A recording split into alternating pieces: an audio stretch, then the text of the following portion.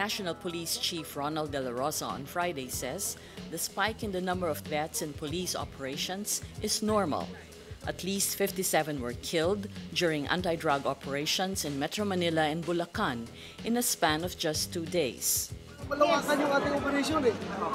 Multiple targets, marami kayong operate. So, normal na once again, we invite our guests and CRPO officers, including the Chief of Police Station Commanders, and the awardees to please proceed at the... Hindi naman natin kontrolado kung sila yung lumalaban. Sila yung laban. Hindi natin kontrolado. So, nangyari.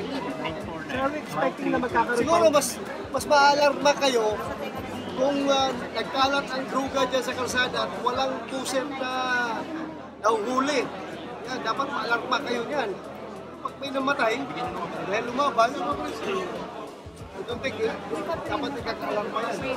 Malacanang defends the series of one-time, big-time drug raids, saying they were not reckless operations. Presidential spokesman Ernesto Abella says, quote, "This is not a reckless exercise of bloodletting.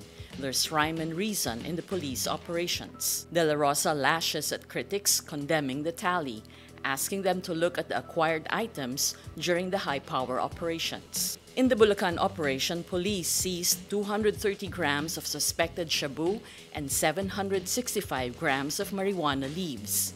In Manila, cops collected at least 16 grams of shabu. Dela Rosa also apologizes after CCTV footage of a supposed 17-year-old drug runner killed in a police raid made the rounds on social media and stoked public outrage. Masakit talaga sa pamilya niya. We understand your feeling. We are very sorry. We are very sorry for what has happened.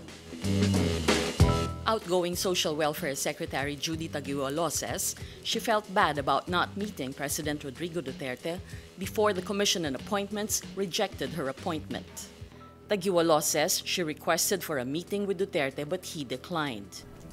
Well, that was my great frustration because I had a feeling that I would be rejected.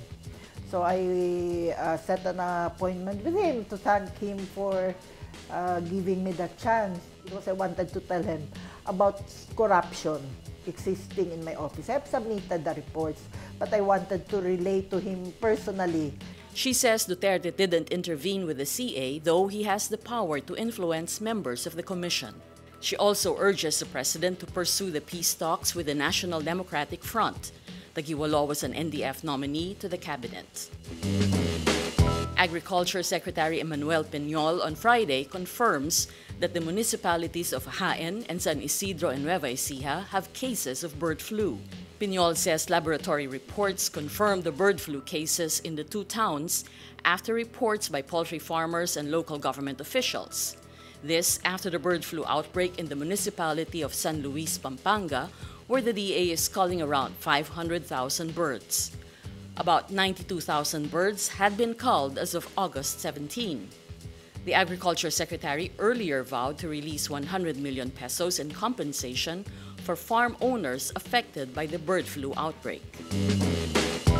Photos released by the Asia Maritime Transparency Initiative Thursday show at least 2 Chinese ships that appear to be actively fishing near Pag-asa Island in the West Philippine Sea.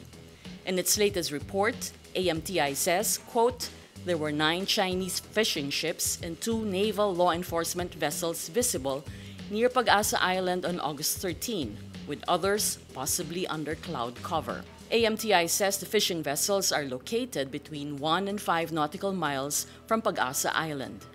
Magdalo Representative Gary Alejano earlier reported only 5 Chinese ships near Pag-asa. Foreign Secretary Allen Cayetano, in response to Alejano's report, downplayed the presence of Chinese ships. Cayetano said, quote, "The presence of ships alone does not mean anything." AMTI says, quote, "The fact that law enforcement and naval vessels accompanied the fishermen makes it clear that this was not done without Chinese authorities being aware. At best, they permitted their operation. At worst, they escorted and guarded them." 2 quick succession separate vehicle attacks in Barcelona and another popular Spanish seaside city killed 13 people and injured more than 100 others Thursday. A white van plows into a street packed with tourists in Barcelona, killing 13. Police arrest 2 suspects identified as a Spaniard and a Moroccan, but say the driver is still on the run. ISIS claims the Barcelona attack. Some 8 hours later in Cambrils, a car rams into pedestrians, injuring 6 civilians and a police officer. Police kill 5 attackers, some of whom were wearing explosive belts.